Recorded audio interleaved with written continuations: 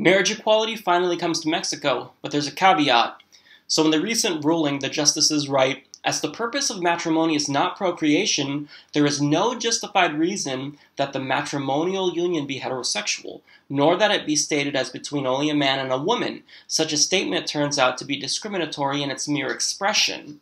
So to get to this decision, they cited U.S. Supreme Court cases and also anti-discrimination treaties that Mexico has signed. Only one state prior to this ruling has legalized same-sex marriage, and that's Coahuila. So the ruling, unfortunately, does not override state laws, but the New York Times writes, this ruling allows gay couples who are denied marriage rights in their states to seek injunctions from district judges who are now obligated to grant them.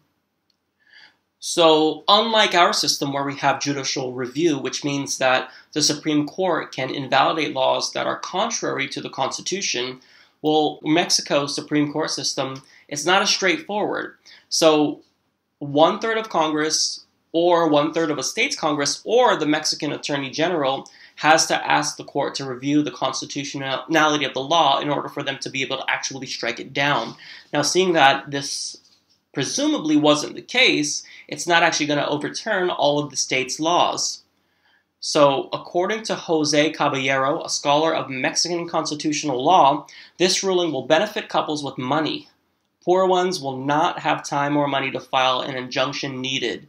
So yes, you can get married if you live in a state that is not Coahuila, but you're going to have to file an injunction, and obviously this is going to cost money.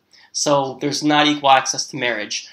So now the Catholic Church has actually come out against this ruling. They've condemned it, and the plaintiff, whose name is Hiram Gonzalez, was actually expelled from his church over this. So this is still frustrating. Mexico kind of has marriage equality if you're a gay couple that is willing to file an injunction, but you've got to have money to do this. So my question for the audience is, given the current political climate in Mexico with mass corruption, widespread famine, etc., are you hopeful that social issues can still progress in Mexico? Comment down below.